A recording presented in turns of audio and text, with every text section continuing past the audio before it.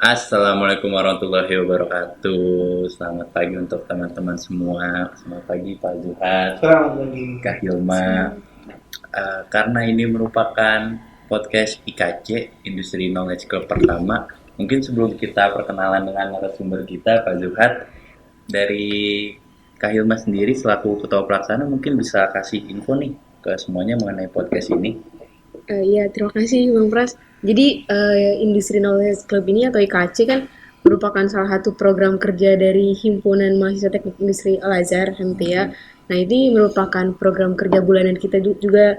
Nah, sebelum kita podcast ini sebenarnya kita udah melakukan kajian dulu nih Pak sama mahasiswa Teknik Industri semuanya. Nah, poin-poin dari hasil kita kajian itu kita bawa ke meja podcast ini sekarang.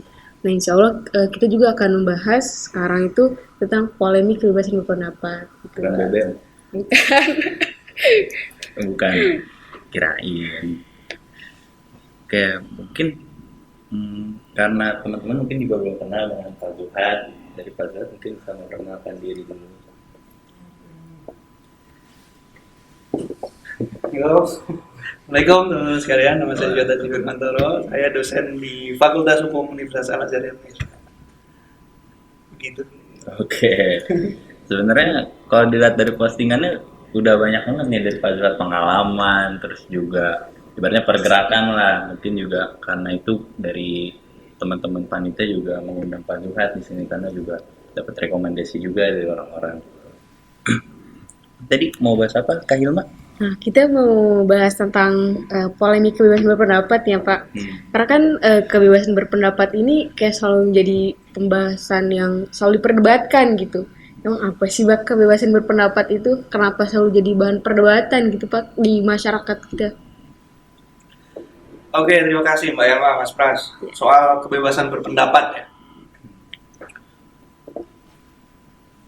Jadi memang kontroversi soal hak untuk bebas berpendapat itu kalau ditarik ke wilayah yang agak dalam gitu, apa dia kan berangkat dari perdebatan antara liberalisme dengan individualisme itu.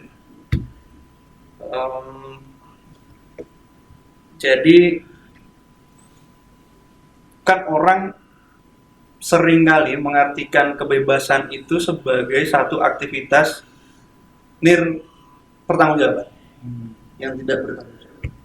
Padahal kebebasan dengan pertanggungjawaban itu menurut saya itu kan satu tarikan napas yang nggak bisa ditinggal gitu. Anda bebas tapi dalam kebebasan itu ada konsekuensi, ada pertanggungjawaban. Nah orang sering menyalahartikan di situ. Ditambah dengan orang lalu menyalahartikan lagi dengan serampangan gitu mengartikan kebebasan itu sebagai bentuk pelanggaran. Jadi kalau saya bebas mengemukakan pendapat, lalu bisa mengartikan juga dengan saya bebas melanggar hak orang di luar diri saya untuk apa yang saya sukai itu. Padahal itu berbeda. Anda boleh bebas, tapi nggak boleh melanggar gitu. Nah, keserampangan pendefinisian, lalu keserampangan orang dalam mempraktikkan kebebasan itu yang akhirnya membuat ini menjadi kontroversial. Padahal kalau saya ambil ke dasar yang normatif dulu ya. Di dalam konstitusi kita itu kebebasan berserikat, berkumpul, berpendapat dalam satu pasal 28E ayat 3 itu diatur di dalam bab hak asasi manusia. Nah, di situ itu memang dijamin tuh hak kita untuk berserikat, berkumpul, dan berpendapat. Artinya kemudian bahwa negara kita itu menjamin setiap warga negara itu untuk bebas berekspresi, menyampaikan pendapatnya. Hal itu kemudian diturunkan, diatur lebih lanjut di dalam Undang-Undang Nomor 9 tahun 98 soal penyampaian pendapat di muka umum. Di Undang-Undang 998 ini itu bisa terpotret lebih jelas soal apa yang saya jelaskan sebagai pertanggungjawaban atau konsekuensi tadi. Jadi orang dijamin kebebasannya untuk berpendapat, tetapi ada mekanisme, ada prosedur di situ yang harus dijalani. Tidak lalu dengan gampang orang turun ke tengah jalan, nyegat orang jalan, buat macet lalu lintas seenaknya gitu. Itu pelanggaran. Bahkan kalau kita tidak hati-hati, kebebasan berpendapat di muka umum itu bisa menyimpang ke arah tindakan-tindakan kriminal. Yang itu yang nggak boleh. Misalkan kebebasan menyampaikan pendapat itu kan bentuknya biasanya demonstrasi di jalan raya, tapi kemudian ada salah satu demonstran merusak lampu lalu lintas, ditangkap sama polisi yang rusak.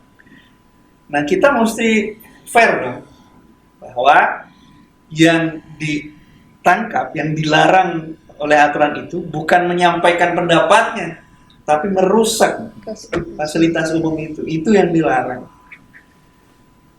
Nah, yang saya sebut tadi ya, orang serampangan dengan gampangnya gitu, buat kebebasan berpendapat jadi sangat kontroversial. Mengartikan kebebasan itu gimana sih?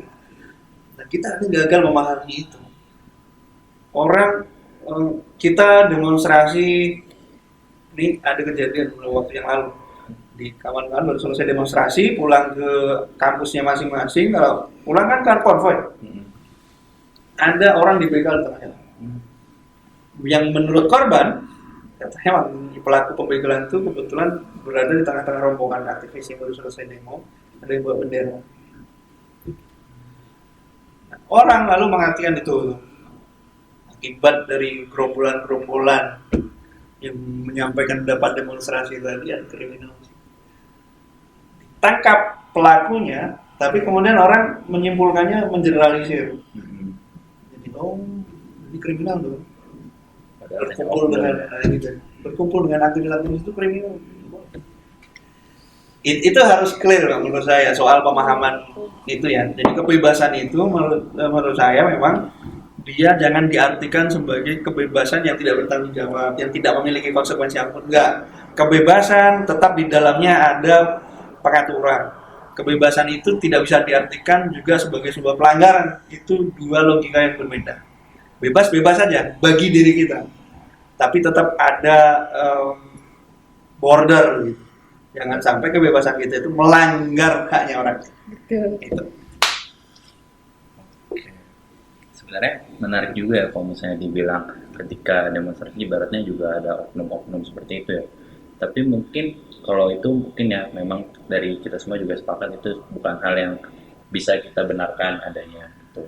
Tapi kalau misal ketika berpendapat itu kan tadi dalam bentuk tindakan ya.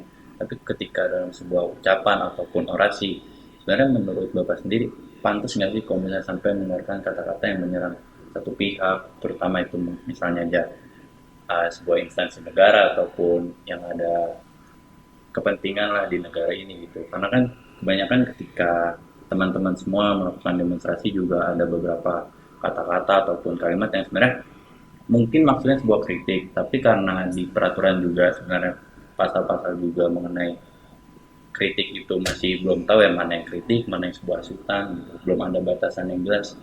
Kalau menurut Bapak sendiri, apakah sebuah kritik itu memang tidak apa-apa, tidak menjaga apa ibaratnya kehormatan suatu pihak, atau memang kritik itu harus benar-benar nggak bisa kita tujukan untuk menghasut ataupun menjelekkan suatu pihak gitu Pak? Oke, terima kasih Mas Pras. Demonstrasi itu kalau dalam teori aksi itu dia sebenarnya dalam keadaan yang terpaksa. Pilihan terakhir demonstrasi ketika semua jalur itu sudah tertutup. Dulu ada cerita tahun 98 itu pernah ada demonstrasi dilakukan mahasiswa di mana? Di Ragunan, di kebun binatang. Ada mahasiswa demonstrasi di kebun binatang. Ada cerita itu. Dan emang ada beneran ini. Kenapa coba? Karena mahasiswa itu udah bingung menyampaikan pendapatnya kemana, udah bingung, ke DPR, ke MPR, ke polisi, ke semuanya gitu. Itu ketutup. Aktivis-aktivis zaman itu semua ketutup, jalur itu ketutup. Nggak ada lagi instrumen yang bisa digunakan untuk menyalurkan pendapat. Nah, akhirnya kemudian terjadilah demonstrasi lah, gerakan massa lah. Nah, bagaimana kalau ada instrumen yang bisa digunakan untuk menyalurkan pendapat. Demokrasi kita pasca reformasi itu kan fasilitasnya sudah komplit sebenarnya. Kan sudah fasilitas demokrasi loh. Fasilitas demokrasi di negara kita itu cukup komplit. Misalkan gini,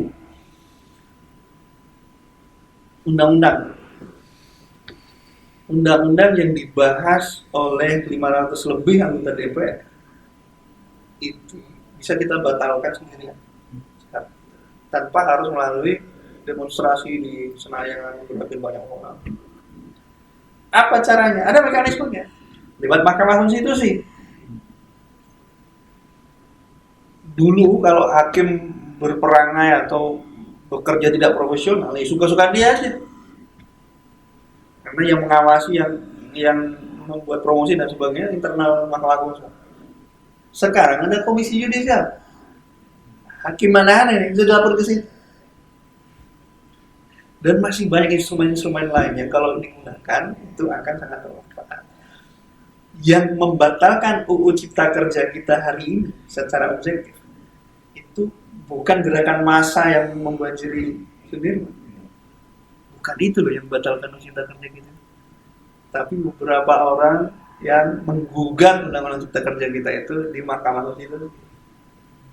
Kemudian Mahkamah Konstitusi memutuskan ya tetap berlaku, tetapi bersyarat 2 tahun nggak dikerjakan, nggak diperbaiki, jadi batal. Itu yang harus sebenarnya hari ini kita pahami gitu ya. Situasinya berbeda.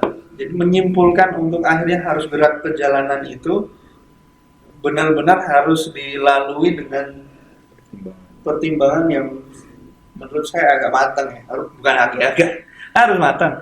Karena instrumennya udah banyak gitu misalnya. Bahwa saling dukung mungkin iya. Misalkan begini. Dalam kasus korupsi taruhlah. Dalam kasus korupsi itu kita sudah lapor ke KPK, sudah lapor ke polisi, kok nggak jalan-jalan ya? Gitu ya. Kok nggak jalan-jalan? Kan gitu. Kok lama nggak ada pemberitaan informasi dan sebagainya. Di kepolisian ada Kompolnas, Komisi Polisi Nasional. Di Kejaksaan juga ada Komjak, Komisi Nasional Jaksa. Di KP ada sekarang, di KPK itu sekarang ada Dewan Pengawas. Bisa tidak? Kok tetap nggak bisa? Nah barangkali dari situ bisa tuh dimungkinkan. Oh kalau begitu kita perlu mencari perhatian publik. Bagaimana supaya isunya populer menjadi perhatian publik? Demonstrasi. Barangkali bisa. Nah hanya trennya sekarang itu Mas, Mbak. Jadi kan semuanya itu kan sudah shifting ya, sudah berpindah tempat gitu. Hampir semua kehidupan manusia kita itu sekarang kan berpindah tempat, tidak lagi di dunia realita begini, tapi di dunia digital online. Termasuk social movement misalnya. Gerakan sosial itu sekarang bergeser, tidak lagi di jalanan tengah kota gitu. 7,5 juta orang kumpul di Monas. Apa coba yang jadi starting point awal? Kan dia bikin edit video, dia kasih narasi, upload. Sosial media. 7,5 juta orang turun gara-gara itu. Nggak perlu HMI, nggak perlu PMI, nggak perlu Muhammadiyah, nggak. Gitu. Turun deh. Apalagi banyak kasus yang bisa kita contohkan ini. Ingat nggak kasus yang nggak lawas? Koin untuk berita. Yang berita dulu ada kasus heboh ya antara rumah sakit internasional dengan seorang pasiennya. Gugat perdata kalah. Protes atas kekalahan itu. Yang protes akhirnya memunculkan simpati publik bantu. Lewat apa? Lewat gerakan media sosial. Online terkumpul duit waktu itu kalah berapa ratus juta dikumpulkan duit itu untuk bayar karena kalah. Nah apalagi sekarang semuanya banyak banget. Jadi pernah satu kali saya berguru sama teman. Saya mimpin PBHMI 2018-2020. Ada bencana besar tuh di Sentani waktu itu. Sentani ya. banjir. Kita instruksikan nasional mencari penggalangan. Oke, terkumpul lah duit sekian ratus. Ini kita distribusikan.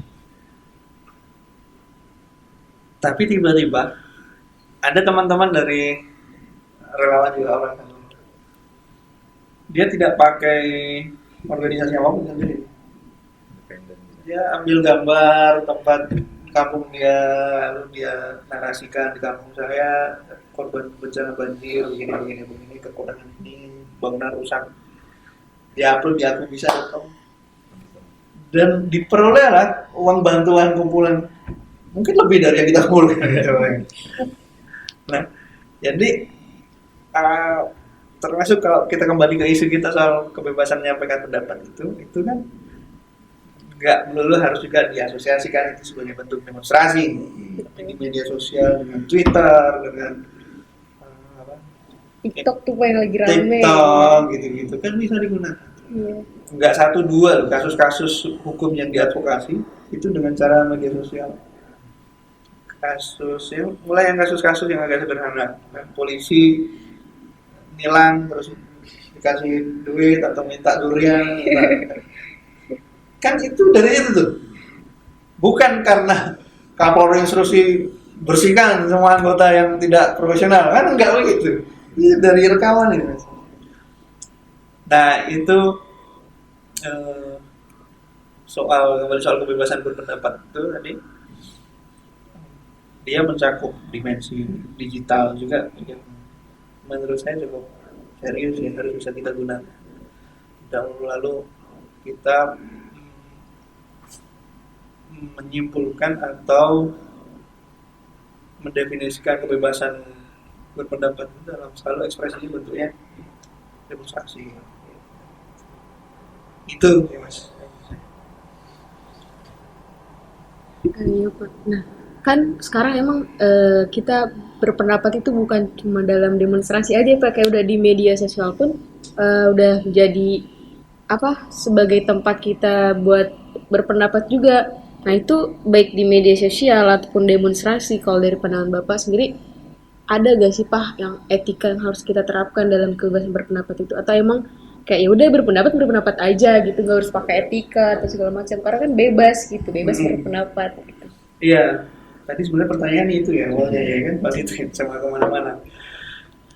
Ya tapi saya kembalikan ke awal tadi, berpendapat dengan kebebasan berpendapat dengan tindakan kriminal itu dua hal yang berbeda. Apakah atas nama kebebasan berpendapat kita boleh menghina orang? Tepatnya enggak. Apakah atas nama kebebasan berpendapat lalu kita boleh memfitnah? Enggak juga, enggak boleh. Makanya tadi saya bilang di awal border kan, saya border. Kebebasan berpendapat, kebebasan itu jangan disamaartikan dengan pelanggaran. Apakah kalau bebas lalu artinya juga bebas melanggar? Enggak. Tetap ada bordernya situ. Ada line bahwa kalau kamu menyampaikan pendapat itu ada loh aturan etika yang harus kamu jaga. Yang itu kalau tidak hati-hati bisa sampai ke konsekuensinya ke wilayah yang serius, wilayah hukum gitu. Itu beda, nggak boleh juga kayak kemarin ada masa terakhir kan di Gorontalo ya, ada demonstrasi bilang presiden itu nggak boleh. Lagi pula itu kan apa sambungannya coba? Argumentasinya apa itu dengan kenaikan harga BBM itu apa? Kan enggak. Paling dia ngina presiden gitu. Jadi gede. Iya, bukan nama orang gitu. Itu jabatannya gitu. Iya benar. Yang begitu kan kita mesti orang mau bikin podcast aja diskusi dulu. Betul. Kan? Gitu. Apa lagi? Mau demonstrasi. Nah, pasti kan pendapat itu saya sering bilang bahwa keberanian itu harus sejalan dengan ilmu pengetahuan. Gitu. Kalau pengetahuan kita nggak jalan asal berani aja, jarang. Atau pinter aja, ilmu pengetahuannya bagus, tapi nggak berani diminta banyak. Jadi dulu deh. Idealnya pendapat itu, kebebasan berpendapat itu kan muncul setelah kita punya pendapat dulu, disampaikan atau enggak. Nah, bagaimana kita bisa mempunyai pendapat kalau kita punya pengetahuan? Jadi orang memperjuangkan kebebasan berpendapat itu wajarnya harusnya adalah orang yang cerdas, karena dia butuh tools, alat, instrumen untuk menyampaikan pikirannya. Kalau dia nggak punya pikiran, mau apa yang disampaikan? Orang yang punya pikiran itu pasti biasanya orang punya etika lah. Itu. Tapi Pak, sebenarnya saya juga tertarik ya sama tadi yang banyak instrumen ketika dalam menyampaikan pendapat juga. Sebenarnya penyelesaian nggak harus lewat demonstrasi gitu kan, bisa tadi lewat MK ataupun Kompolnas segala macam. Tapi yang bisa kita lihat ya belakangan ini mungkin kenapa sih dari mahasiswa ataupun teman-teman generasi lain gitu kita bergerak dalam hal demonstrasi itu karena mungkin adanya semacam krisis kepercayaan gitu, karena apa ya, banyak juga opini-opini ataupun pendapat dan juga didukung oleh kasus-kasus lah yang berhubungan sama hal tersebut yang membuat kita jadi krisis kepercayaan, bahkan yang belum lama inilah mengenai data-data pribadi, terus juga mengenai kasus yang ada di kepolisian sendiri. Nah itu sebenarnya mendorong kita sebagai mahasiswa jadi bertanya-tanya sebenarnya apa memang kalau misalnya kita lewat jalur MK ataupun jalur tadi instrumen-instrumen lain itu bisa tersampaikan. Jadi gimana ya, dari kita juga sebenarnya berpikir demonstrasi itu bisa buat publik menyadari kepekaannya, oh lagi ada permasalahan ini, biar juga nggak tergiring dengan kasus-kasus lain gitu. Nah mungkin dari hal itu juga banyak juga nggak bisa kita pungkiri ada beberapa juga penyimpangan lah dalam demonstrasi tersebut. Tapi sebenarnya itu dari kita berpendapat ya, terus juga kita sempat melihat hasil-hasil survei gitu. Nah itu sebenarnya di masa sekarang kebanyakan masyarakat ataupun terutama orang-orang yang ingin menyuarakan pendapatnya itu merasa takut untuk menyuarakan pendapatnya, bahkan sampai di apa ya, dibanding-bandingin dengan periode-periode sebelumnya atau presiden-presidenan sebelumnya gitu. Nah karena dari kami kan mungkin untuk periode sebelum Pak Jokowi sekarang kan belum terlalu dewasa, mungkin juga belum lahir. Kalau menurut pengalaman dan pendapat Bapak juga, apakah emang betul di periode sekarang ataupun masa-masa sekarang ini kebebasan berpendapat benar-benar kayak dipres abis lah, ditahan, terus juga dikekang banget gitu? Ya, terima kasih. Pertanyaan ini kan muncul sebenarnya terkait banyak tentang penerapan UU ITE, Undang-Undang Informasi dan Transaksi Elektronik kita, yang oleh beberapa orang, bahkan ahli, sering mengkritiknya juga. Tapi begini, kalau saya mungkin berpikirnya itu pada wilayah tadi. Kebebasan dan pelanggaran itu dua hal yang berbeda. Kebebasan itu bukan berarti bisa melanggar aturan. Nah, harus dicek lagi itu. Mana sih yang dimaksud hari ini, ada pengungkapan kasus yang mana dan apa kesalahannya, sesuai nggak? Kalau dulu kan memang nggak ada aturan baku soal menentukan ini salah atau benar gitu kan, karena waktu itu kekuasaan benar-benar mutlak di tangan presiden bilang salah. Sekarang kan nggak ada, harus ada ukurannya. Cuman memang ambil kesimpulannya kadang kita sering menggeneralisir. Itu harus hati-hati. Gitu.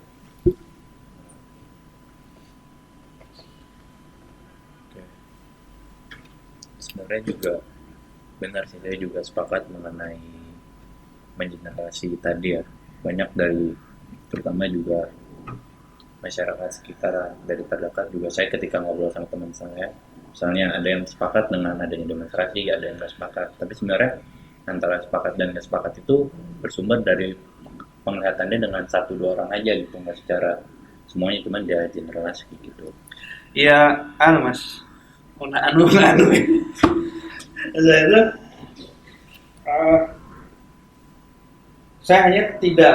Saya berharap kita tidak salah mengambil kesimpulan gitu. Ketika ada 1-2 orang ditangkap karena demonstrasi tadi misalkan, lalu disimpulkan bahwa kebebasan berpendapat kita terkekang gitu. Hmm. Padahal kan bukan demonstrasinya yang sedang dipersoalkan oleh aparat, tapi soal penghinaannya gitu. Atau ada orang demonstrasi, tadi saya contohkan merusak lampu lalu lintas, ditangkap pelakunya, lalu media atau publik membacanya sebagai pengekangan terhadap kebebasan berpendapat. Padahal yang ditangkap itu bukan orang yang sedang berpendapatnya, tapi karena dia melakukan tindakan kriminal pengerusakan. Nah, itu yang harus kita teliti betul, detailkan gitu. Tapi mungkin Pak, dari pengalaman saya juga dengar cerita teman-teman gitu, nggak semua, ada juga beberapa teman-teman kami gitu, ketika dia tidak merusak, dia hanya mempersiapkan demonstrasi ataupun mengikuti demonstrasi sesuai dengan norma-norma lah. Tapi dia, beberapa orang ada yang bahkan ditangkap, ada beberapa juga yang sampai disadap handphonenya, tapi dia tidak merusak. Nah, itu kan menjadi pertanyaan gitu, ketika kita diminta untuk bebas, tapi banyak juga terjadi penyadapan, terus juga penangkapan kepada kepala-kepalanya lah. Contohnya juga ketika kemarin dari Al-Azhar menyelenggarakan aksi gitu, itu juga ada informasi bahwa HP-nya tuh disadap, terus juga dihubungi, diteror lah sama orang-orang. Nah, itu padahal dari pihak teman-teman kita juga mau melakukan pengerusakan gitu. Nah, kalau seperti itu kan jadi seperti apa gitu? Mas Ras, sebenarnya kalau bahasa Mas Ras ini kan ngomong kita diteror. Iya, benar. Kalau laporan polisi Mas, polisi sadap. Dulu KPK itu punya hak sadap yang luar biasa, dan sekarang dibatasi. Kenapa? Karena keinsafan kita bahwa itu hak privasi orang. Gak boleh negara itu campur tangan terlalu jauh dalam privasi warga negaranya. Gak boleh. Itu melanggar hak asasi. Makanya, bahkan dalam proses sadap saja, itu ada mekanismenya. Pada umumnya, mekanisme sadap itu dia harus atas persetujuan pengadilan. Nah, pengadilan akan memberikan izin menyadap kalau ada bukti permulaan. Gitu. Gak boleh negara asal sadap. Gak boleh negara itu sembarangan memasuki privasi warga. Gak boleh. Itu prinsipnya. Jadi kalau ada teman yang merasa diteror, merasa disadap, laporkan itu. Itu pelanggaran. Bahkan kejahatan, tidak lagi masuk kategori pelanggaran, tapi kejahatan. Nah, sangkutkan dengan yang tadi soal kebebasan berpendapat. Mas Pras kan pengen bawa soal narasinya. Wah, ada loh di negeri ini pengekangan gitu. Iya, Mas Pras. Mungkin ada satu dua kasus ya yang begitu. Saya nggak bisa kemudian menutup mata bahwa indeks demokrasi kita turun tahun 2020 itu, iya, fakta itu. Indeks demokrasi kita itu turun di titik terendah sejak 2006. Fakta. Cuman untuk sampai pada konklusi bahwa kebebasan berpendapat di Indonesia itu dikekang, itu yang kita harus berdiskusi itu. Apa perbandingannya? Kalau dibandingkan dengan zaman Orde Baru, dengan indikator-indikator yang kita sepakati pada umumnya, Orde Baru itu nggak, kita ngeritik Soeharto gitu langsung dipukuli, tangkap, nggak ada lagi. Zaman Soeharto di dalam penjara, polisi mau ngajar, kayak tentara memukul popor pakai popor apa, kita nggak bisa ngelawan apa-apa itu. Itu loh maksud saya, kenapa kita nggak boleh sembarangan lalu menyimpulkan kebebasan berpendapat di Indonesia itu dikekang hari ini. Membandingkannya bagaimana? Tapi saya mengingatkan, nggak bisa bantah soal indeks demokrasi yang turun. Iya, indeks demokrasi kita tuh tahun 2000 dalam teori politik hukum menjadi pertanyaan. Jadi waktu Undang-Undang Cipta Kerja disahkan, ditolak itu kan ada teori politik hukum ya, Prof. Mahfud. Kalau sistem politiknya demokrasi, mestinya produk hukumnya itu populis, artinya diterima oleh seluruh warga negara. Tapi faktanya di Indonesia, kenapa beberapa produk undang-undang itu ditolak dengan sangat masif oleh warga negara? Sekali lagi saya ulangi, dalam sistem demokrasi, produk undang-undangnya, dalam sistem politik demokrasi, produk undang-undang, produk hukumnya itu sifatnya populis. Dia sesuai dengan kebutuhan masyarakat. Dan karena sesuai kebutuhan, maka dia diterima.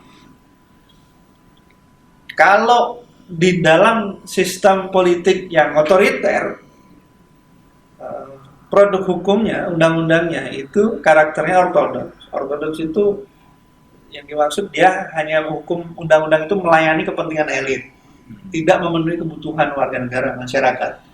Sehingga trennya warga negara atau masyarakat menolak produk hukum itu karena masyarakat tidak membutuhkan. Nah, beberapa kasus di undang-undang kita itu ditolak dengan sangat masif, puncaknya di Undang-Undang Cipta Kerja. Itu pertanyaan. Kalau produk undang-undangnya tidak diterima oleh masyarakat, berarti kan sistemnya berarti bukan demokrasi. Ya. Itu yang kemarin kita tanda tanya besar. Atau jangan-jangan memang kita sudah tidak lagi berada di dalam sistem demokrasi. Dan terkonfirmasi dengan survei indeks demokrasi kita. Indeks demokrasi itu turun. Maka penolakan terhadap produk hukumnya pun naik. Masih sesuai teorinya kan, sesuai teorinya. Saya nggak ingkar itu, nggak akan membantah. Tapi soal kebebasan berpendapat tadi, kalau kita bandingkan dengan yang dulu, perkembangannya jauh signifikan, lebih bagus, lebih aman. Nah, bahwa kemudian naik turun, menurut saya sih dinamika aja. Tinggal kita ini, mahasiswa, kepercayaan ini. Kalau dulu mahasiswa turun ke jalan itu kan masyarakat dalam pikirannya itu udah, oh berarti negara ini memang dalam keadaan yang gawat, penting. Kalau sekarang mahasiswa turun, nggak semua orang masyarakat itu berpikiran begitu. Nggak semuanya setuju juga ya. Iya. Ya kan salah-salah dinyinyirin. Oh ini nih lagi bulanannya kurang nih kayak. Ya. Kan nggak semuanya begitu loh mas. Itu yang harus dijaga tuh maksudnya. Kebebasan berpendapat itu harus sejalan dengan kualitas pendapat. Tapi sebenarnya banyak juga dari kita juga kemarin kan juga sempat melakukan kajian dengan teman-teman, banyak yang berpendapat bahwa benar kebebasan berpendapat itu ada. Nah tapi itu kebanyakan ketika misal tadi yang kita bilang kekuatan sosial media lah, ada beberapa oknum lah, anggap aja oknum yang melakukan kritik ataupun semacam penyampaian aspirasi lah di upload di sosial media, bisa di TikTok ataupun Twitter segala macam. Nah itu ketika ada orang yang banyak yang mengatakan itu sebagai buzzer pemerintah, tapi kan kita tidak bisa memastikan kalau itu buzzer ya. Tapi juga ketika si yang dikatakan sebagai buzzer itu menghina orang yang melakukan orasi, nah dia itu nggak ditangkap. Tapi sebaliknya ketika ada orang yang melakukan orasi ataupun sebuah kritik kepada pemerintah, itu banyak cerita juga ditangkap gitu. Jadi banyak anggapan bahwa sebenarnya hukumnya ada, cuman itu tebang pilih yang mana yang ditangkap yang kontra dengan pemerintah. Tapi ketika orang yang melakukan hujatan, hinaan atau hasutan tapi dia dianggap pro pemerintah, itu nggak ditangkap gitu Pak. Banyak yang berpendapat seperti itu. Nah mungkin itu juga bisa menjadi indeks kenapa tadi indeks demokrasi Indonesia turun kan. Bahkan kalau tidak salah kemarin juga sempat dibahas sampai peringkat 64 gitu, masuk ke taraf demokrasi cacat kan. Nah, itu juga menjadi pemikiran kita gitu, apakah memang di Indonesia ini masih tebang pilih gitu. Kalau menurut Bapak sendiri apakah hal itu sebuah hal yang benar, kita memang harus menjaga kehormatan pemerintah, harus pro pemerintah, atau memang yang nggak boleh tebang pilih gitu? Tebang pilih itu dilihat dari sudut pandang manapun dia keliru dalam penegakan hukum. Tapi di dalam penegakan hukum itu kan memang ada namanya subjektivitas sih penegakan hukum. Ada suasana atau situasi yang membuat penegak hukum itu juga memiliki subjektivitasnya dalam, misalkan maksudnya subjektif itu begini. Ini yang contoh sederhana. Di jalan raya ada 5 motor yang melanggar lalu lintas. Polisinya ada 2. Dia satu motor yang melanggar. 1, 2 motor yang ketangkap. 3-nya enggak. Lalu kita bilang, tebang pilih yang langgar. Nggak adil gitu ya. Nggak adil loh, yang langgar. Subjektifnya si penegak hukum mau nangkap motor yang mana kalau dalam situasi gitu kan. Nah, itu maksudnya. Nah, sekarang lanjut soal kalau yang pro penguasa kok nggak ditangkap, kalau yang kontra dan penguasa ditangkap. Di dalam ilmu hukum kita kenal istilah legium. Kekuasaan tanpa hukum itu sewenang-wenang. Hukum tanpa kekuasaan itu mandul. Hukum itu hanya bisa tegak kalau dia ditegakkan oleh penguasa. Nah, artinya secara bebas kita bisa saja mengartikan yang bisa memfungsikan hukum itu ya penguasa. Hukum itu kalau nggak ada penguasanya, bagaimana daya paksanya itu bisa muncul? Kan hukum itu punya daya paksa. Siapa yang memastikan daya paksa itu ada di dalam hukum? Ya kan kekuasaan, penguasa. Kalau begitu, hukum bisa saja digunakan oleh penguasa untuk kepentingan Sebagai alat. sebagai alat juga. Iya, bisa saja begitu. Bisa saja. Nah, itu pentingnya sekarang kita itu harus menyeimbangkan kekuasaan. Di dalam sistem kekuasaan dan namanya demokrasi, di dalam hukum itu namanya demokrasi, negara hukum. Antara demokrasi dengan nomokrasi itu harus seimbang, sama-sama kuat. Kalau demokrasi saja, itu kebebasan saja. Orang bebas hukum saja, kalau hukum saja dia cuma dari teks bacaan, nggak bisa diapa-apain. Maka demokrasi dan nomokrasi itu harus sama-sama. Demokrasi harus tumbuh subur di dalam negara nomokrasi. Nomokrasi itu harus tumbuh subur di dalam sistem demokrasi. Kira-kira begitu. Dia harus seimbang, nggak bisa enggak. Di Indonesia itu lahirnya komisi-komisi itu kan juga atas berkembangnya demokrasi di Indonesia. Tanpa hadirnya demokrasi di Indonesia, maka kayak Komnas HAM, Komisi Yudisial, mungkin dan lain. Demokrasi itu mengasumsikan kuatnya kedaulatan rakyat. Kedaulatan rakyat itu artinya berarti pengawasan terhadap kekuasaan. Ngomong pengawasan, jadi itu ngomong instrumen hukum.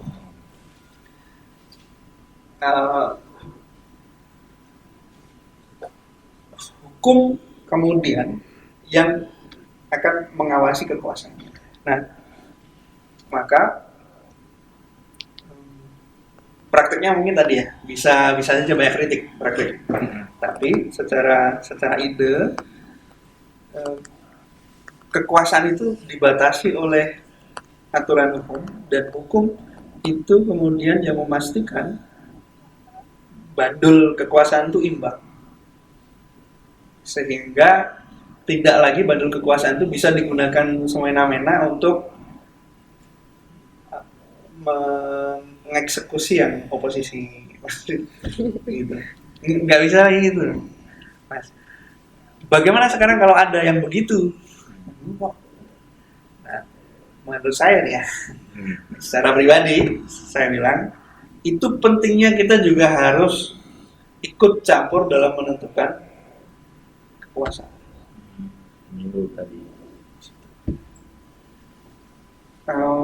Saya salah satu orang yang percaya bahwa pengalaman hidup, keyakinan, personality penguasa itu berpengaruh terhadap setiap kebijakan yang diambil.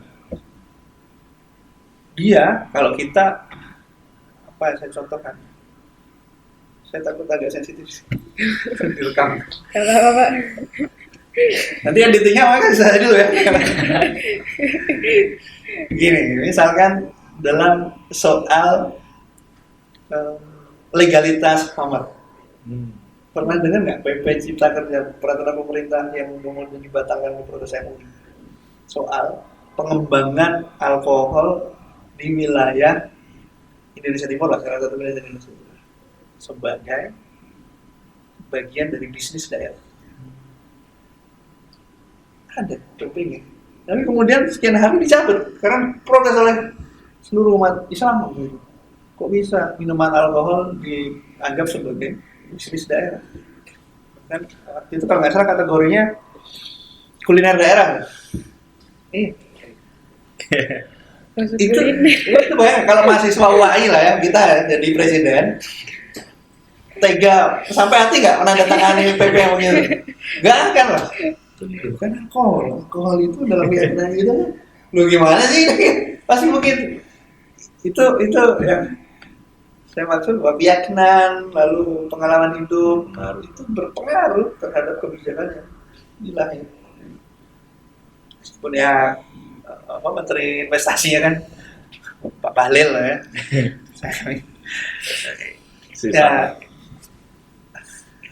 Saya serba salah Bang Bahlil. Tapi kalau kembali lagi aja lah soal tadi penguasa yang ada mekanisme proses advokasinya. Ini salah tangkap polisi. Ada pra-peradilan. Ada pra-peradilannya. Ini polisinya nggak profesional. Oh, ada Kompolnas, Komisi Kepolisian Nasional.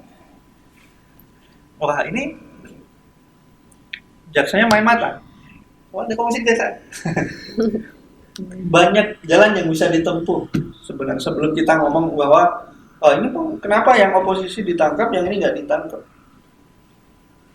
Ada cara mekanisme yang bisa ditempuh.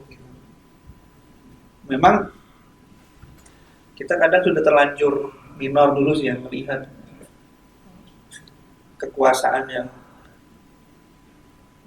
menurut persepsi publik itu sudah begitu.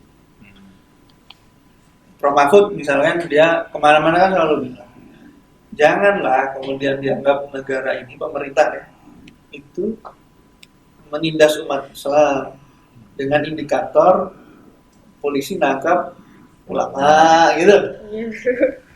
Itu kan menurut saya agak sembarangan loh kita kalau ngambil kesimpulan pemerintah nggak pro Islam ya gara-gara itu. Di Bandung ada seorang ustadz mencabuli sekian puluh santri ya. Iya. Ditangkap. Ya begitu lagi-lagi sebenarnya sama kualitas perbuatannya dengan orang yang misalkan kiai yang di dalam mimbar dakwahnya kemudian menghujat presiden, menghina orang. Kualitas perbuatannya itu sama, bahwa itu kriminal gitu. Itu tuh kriminal. Meskipun pelakunya dalam status sosialnya agak tinggi, ulama gitu. Tapi dia gimana orang melakukan tindakan kriminal? Makanya saya kalau dibilang ini tidak dalam kapasitas selalu membela mereka nggak ya. Cuman saya mau fair aja, objektif aja. Misalkan gitu. Kalau dibilang bahwa pemerintah kita itu kafir, nggak pro Islam, belum nanti dulu. Saya itu diprotes banyak orang gara-gara di pembubaran FPI. Teman-teman banyak orang, kalau FPI dibubarkan, negara ini nggak pro Islam. Sebentar. Terus, ngukur Islam itu dari mana? Kan tidak dari ormasnya. Ngukur Islam itu kan dari ajarannya. Saya ambil yang paling sederhana, rukun Islam. Rukun Islam ada 5, dimulai dari syahadat sampai dengan haji bagi yang mampu. Sekarang mari kita ukur dari sekian rukun Islam ini, mana yang dia tidak difasilitasi oleh pemerintah atau yang dihalang-halangi oleh pemerintah. Sholatmu dihalang-halangi enggak? Ya kan? Boleh. Puasa diumumkan loh kapan lebaran, kapan buka puasa, kapan sahur, diumumkan itu, fasilitasi. Ya. Sholat. Yang tadi syahadat difasilitasi, ada sertifikat. Kalau mau menjadi mualaf itu ada sertifikatnya. Terus Apa? Zakat. Ada undang-undang zakat. Ada. Ada Basnas. Difasilitasi. Haji difasilitasi. Dari ukuran yang itu lalu kita simpulkan bahwa negara ini negara yang tidak perlu atau menindas umat Islam itu iya. Jadi bagi saya kesimpulannya agak serampangan bahwa ada kekurangan itu iya, pasti nggak mungkin enggak. Ada kekurangan iya, itu yang harus kita masuki.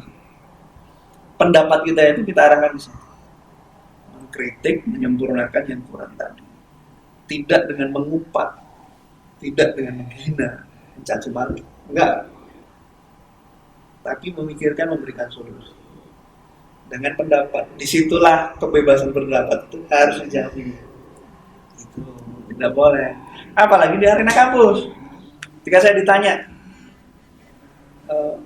HTI tidak boleh lagi hidup sebagai sebuah institusi. Tapi ide valid tentang kekhilafan boleh nggak?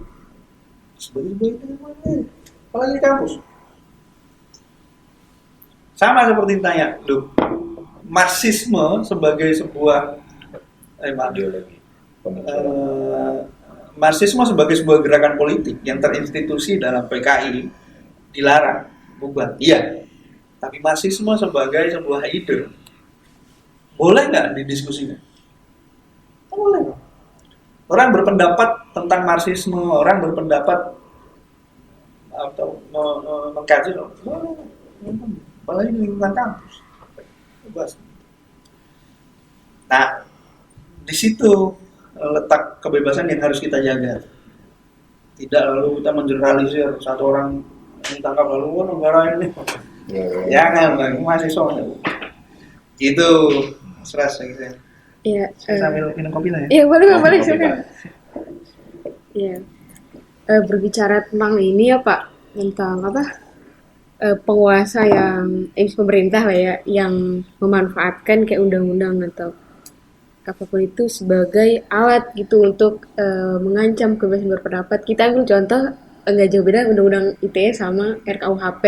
Kalau undang-undang ITE kan banyak dari masyarakat juga yang ingin undang-undang ITE itu direvisi, bahkan dari presiden tuh udah turun kan naskah revisi, tapi sampai sekarang masih belum ada tuh revisi, masih belum kelar lah sampai saat ini. Terus soal RKUHP juga kan menjadi bahan perdebatan karena banyak pasal-pasal karet dalam undang-undang tersebut karena parameter yang tidak jelas gitu Pak. Jadi sampai-sampai saat 4 Juli kemarin itu pada saat kita ramai dengan RKUHP yang buru-buru disahkan ya Pak ya, itu sampai tagar semua bisa kena pun itu trending topik gitu Pak di Twitter karena semua menganggap bahwa pasal-pasal karet tersebut semua itu bisa kena gitu karena parameter yang tidak jelas itu gitu. Kalau dari pandangan Bapak gimana tentang undang-undang tersebut? Saya kembalikan ke soal kebebasan berpendapat. Menurut saya protes yang dilakukan terhadap rancangan KUHP kita yang baru, lalu juga protes terhadap undang-undang ITE kita, itu sesuatu yang bisa sangat dipahami dan dimaklumi. Dalam kerangka kebebasan menyampaikan pendapat, itu sah-sah saja. Orang boleh mengkritik, orang boleh berpendapat berbeda, itu boleh. Yang tidak boleh kayak tadi menghina, mencaci maki, fitnah, enggak. Nah, terkait dengan undang-undang ITE itu memang presiden kan sudah ya mengeluarkan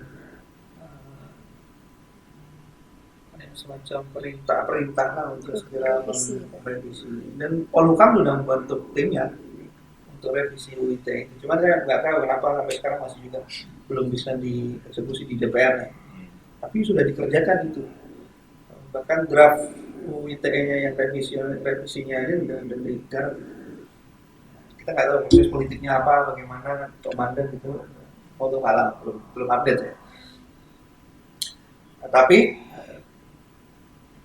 bahwa kemudian ada instrumen untuk menyampaikan pendapat itu ada. Nah, salah satu pelajaran penting dari Undang-Undang Cipta Kerja kita itu dengar pendapat di DPR yang dulu hanya diukur secara kuantitas jumlah. Sekarang itu harus dipertimbangkan kualitasnya. Misalkan ada RKUHP itu kan dibuat dalam salah satu tahapannya itu ada namanya RDP kan, dengar pendapat. Di stakeholder terkait diundang, didengar pendapatnya, bagaimana RKUHP kita, bagaimana dengan draft ini, dan seterusnya. Nah sekarang DPR itu harus menilai pendapat stakeholder terkait itu menerima atau menolak. Pendapat stakeholder itu memberi masukan apa-apa saja dan diakomodir atau tidak. Itu tuh harus diukur sama DPR sekarang. Nggak boleh asal yang penting undang-undang, masalah berbeda aja silakan. Itu kan apa aja. Ya. Nah instrumen itu juga menjadi bagian dari kebebasan menyampaikan. Boleh bebas menyampaikan pendapat. Nah, kalau soal substansi mungkin di tema yang lain. Ya, pasal per pasal. Tenang, kalau ITE itu soal ujaran kebencian itu menghina golongan itu apa ya? Nggak ada penjelasan begitu ya soal golongannya. Itu. Macam-macam catatan soal itu. Tapi dalam konteks tema diskusi kita kebebasan menyampaikan pendapat, ada instrumen untuk itu.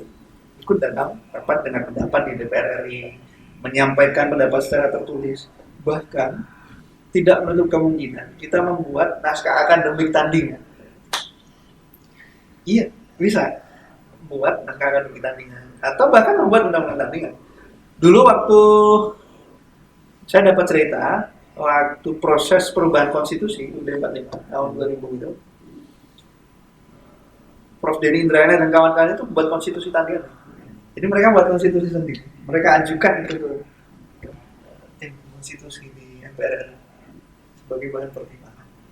Nah, gitu-gitu bisa mendengar. Ini kan sekarang mestinya mahasiswa kita semua lah begitu.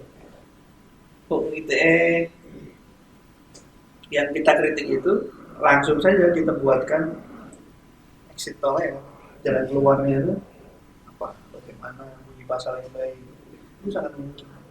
Kalau teman-teman mau nanti kita fasilitasi juga. Saya bisa lah bantu teman-teman nanti masuk ke ITE Polhukam kalau gitu, bisa gitu.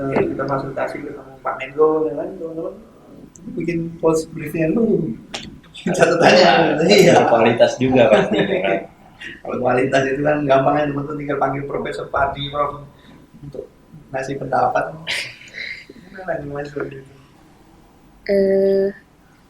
Menanggapi apa yang udah tadi kita bicarakan ya Pak, kita beberapa saat lalu tuh mendengar pernyataan dari Presiden kita, Presiden Joko Widodo, perihal kalau kebebasan apa yang masih kurang, kan beliau bilang. Terus beliau juga menilai kalau demokrasi di kita itu sudah sangat liberal gitu.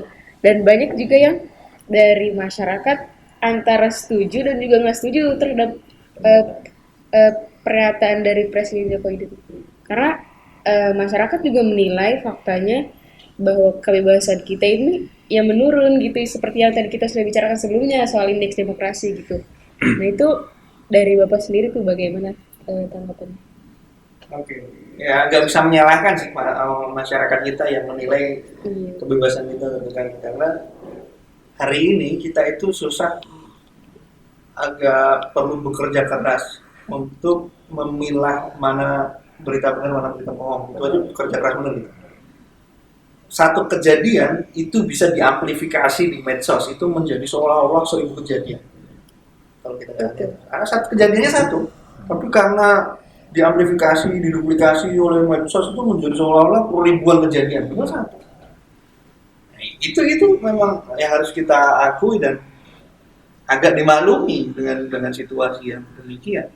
Tetapi bagi kita yang mahasiswa, yang terdidik itu menurut saya harus lebih detail nih membacanya.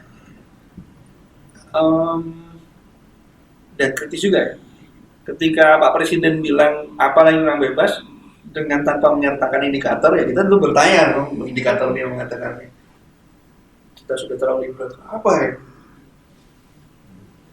Lalu Demikian juga yang menyanggah presiden mengatakan bahwa kebebasan kita sudah terkekang, indikatornya apa ya? Kan kita harus lihat sih. Kalau agak serius kita mesti riset. Kalau nggak ya tinggal baca aja di risetnya indeks demokrasi itu kan indikator. Nah, hanya kalau saya sih namanya kebebasan itu sebenarnya dia ada di dalam diri kita. Tanyakan aja kita sekarang, Mas Pras, gimana sekarang kalau mau demonstrasi takut kan? Atau kalau takut demonstrasi atau takut menyatakan pendapat, ya patut diduga memang benar kebebasan kita terkekang.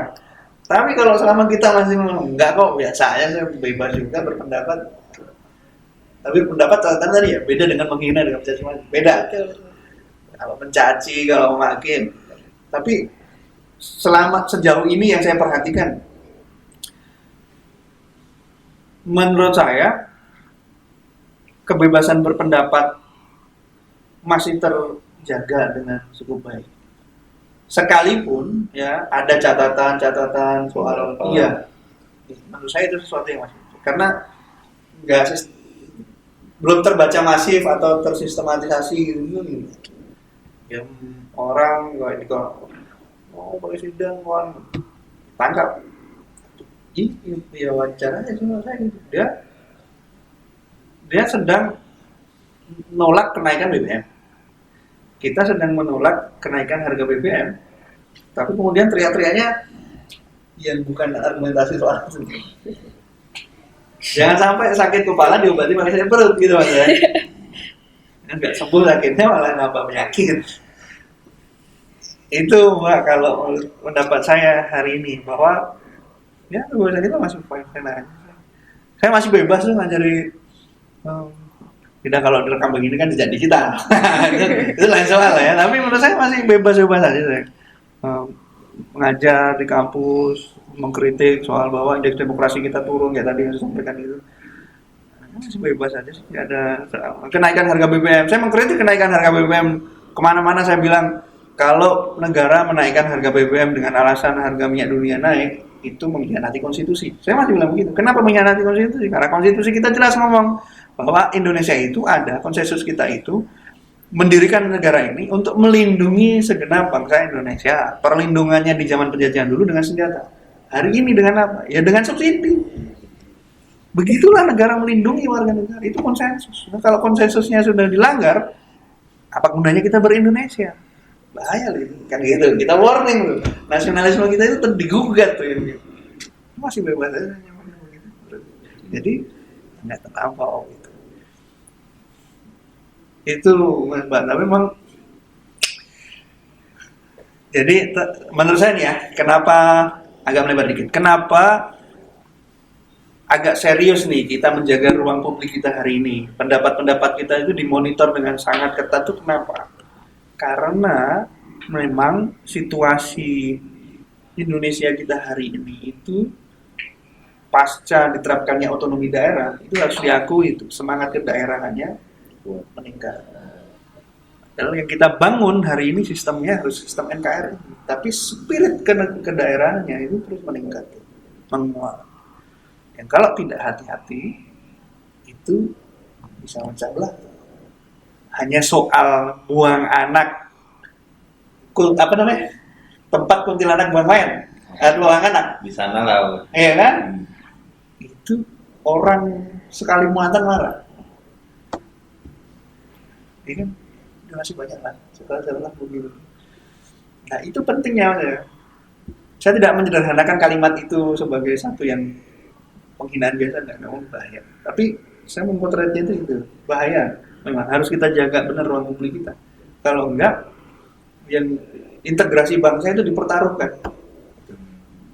Itu kenapa ruang publik kita sekali lagi harus dijaga dengan ketat. Itu sih Mbak. Sebenarnya Pak, saya juga pengen bertanya gitu karena Bapak juga sebenarnya seorang ahli hukum juga bisa katakan.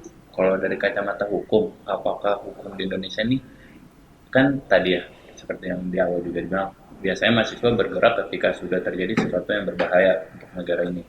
Kalau dari kacamata hukum, apakah memang hukum di negara ini untuk yang berlaku sekarang ataupun yang masih rancangan sebenarnya sangat berbahaya untuk Indonesia ke depan, Pak. Rancangan hukum yang Bisa jadi RKUHP ataupun yang masih desas-desus lah ibaratnya kan juga sempat ramai juga kan mengenai yang periode segala macam itu. iya. Pertama, pendapat saya kita tidak bisa mengeneralisir semuanya ya. Kalau produk hukumnya produk hukum yang mana, undang-undang yang mana. Yang sudah terjadi. Undang-undang soal ideologi. Itu membahayakan. Ketuhanan yang berkebudayaan. Kalimat itu kemudian diprotes oleh seluruh umat Islam di Indonesia. Membahayakan. Ya, akhirnya ditunda atau tidak dibahas lagi. Tapi ada undang-undang soal taruhlah soal zakat didukung oleh warga negara, ya dukungannya. Tergantung undang-undang yang mana. Tapi yang pasti bahwa pembangunan hukum nasional kita itu tetap mengacu kepada Pancasila dan Undang-Undang Dasar 1945. Itu kuncinya. Acuan kita itu di situ. Maka setiap produk hukum yang dihasilkan dalam proses legislasi di Indonesia itu akan menuju ke sana semuanya. Menuju ke apa yang dicita-citakan oleh konsensus kita yang tertuang di dalam Pancasila dan UUD 45. Indonesia adil, makmur, sejahtera. Indonesia yang melindungi seluruh tumpah darahnya. Indonesia yang bersatu, Indonesia yang kalau orang Jawa bilang gemari pahlawan Sinami. Gemari pahlawan Sinami. Itu ya sama, sejahtera lahir batin dunia akhirat. Itu tujuan dari setiap produk hukum itu selalu harus menuju ke sana. Jadi kalau ada produk hukum kita yang tidak menuju ke sana, ya sudah bisa dipastikan akan ditolak oleh negara. Itu, Mas. Jadi dan yang memastikan setiap produk hukum itu sesuai dengan tujuan Republik ini siapa? Mahkamah Konstitusi. Kita punya lembaga lembaga negara yang memastikan setiap produk hukum yang lahir di Indonesia itu sejalan dengan Undang-Undang Dasar, sejalan dengan cita-cita kita sebagai bangsa Indonesia. Lembaga itu bernama Mahkamah Konstitusi. Kalau itu kan undang-undang yang bisa diuji ke Mahkamah Konstitusi kan hanya undang-undang ya. Kalau di bawah undang-undang di mana? Mahkamah Agung. Kalau ada perda misalkan yang tidak sesuai dengan undang-undang atau tidak sesuai dengan Pancasila gimana? Ke Mahkamah Agung bisa digugat. Itu, Mas, jadi kekhawatiran kita soal bahwa ke depan ada nggak produk hukum yang membahayakan atau tidak berguna bagi kita, gitu, bangsa Indonesia? Ya semuanya bisa diukur melalui lembaga yang namanya Mahkamah Konstitusi. Mas Pras melihat undang-undang ini kok kayaknya nggak ada guna, ukur aja, ukurnya di Mahkamah Konstitusi. Gugat bukan? Saya pernah, kan saya ngajar juga hukum acara Mahkamah Konstitusi. Dalam setiap kelas saya itu pasti saya challenge tuh, saya tantang mahasiswa. Bagi siapa saja yang berani saja saya, yang berani mengajukan permohonan gugatan ke Mahkamah Konstitusi, saya kasih nilai A. Saya kemudian tapi gugat ke Mahkamah Konstitusi. Dan itu, saya nggak harus mewajibkan sampai ikut sidang, nggak. Berani aja dia bikin sampai diterima ya. Jadi dia bikin gugatan, dia bikin permohonan, dia bikin permohonan, masukkan ke MK, diregister, diterima. Udah. Ya. Tapi sampai sekarang belum ada sih. Iya Pak. Mungkin ini pertanyaan terakhir Pak sebagai penghujung kita podcast kali ini ya Pak. Dari Bapak saran buat kita nih sebagai mahasiswa maupun teman-teman yang lain yang nonton ya Pak, menyikapi tentang polemik kebebasan berpendapat itu harusnya seperti apa gitu Pak? Oke, terima kasih.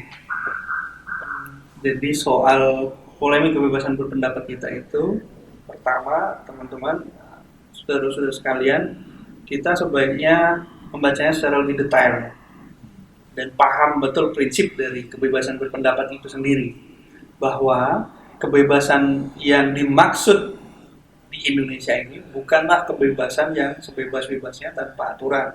Tapi kebebasan yang dimaksud di Indonesia ini adalah kebebasan yang bertanggung jawab. Setiap kebebasan yang berkonsekuensi terhadap kebebasannya orang lain. Sehingga dari situ kita paham kebebasan kita itu dibatasi oleh kebebasannya orang lain. Dan atas dasar kesadaran itu, maka kita kemudian sadar dan paham ada ruang-ruang yang sangat mungkin dapat dilanggar atas adanya kebebasan yang kita miliki. Nah, itu yang harus kita pahami dan kita sadari supaya kebebasan kita tidak merugikan kebebasannya orang lain. Yang kedua, kebebasan menyampaikan pendapat ini harus dibarengi dengan kedalaman atau kritisnya, daya kritis kita sebagai warga negara. Tidak boleh kemudian pendapat kita itu disamaartikan dengan mencaci maki, fitnah. Tidak boleh, tidak bisa begitu. Pendapat kita itu mestilah pendapat yang berbasis pada pengetahuan, pada kesopan santunan, kedalaman berpikir, begitu.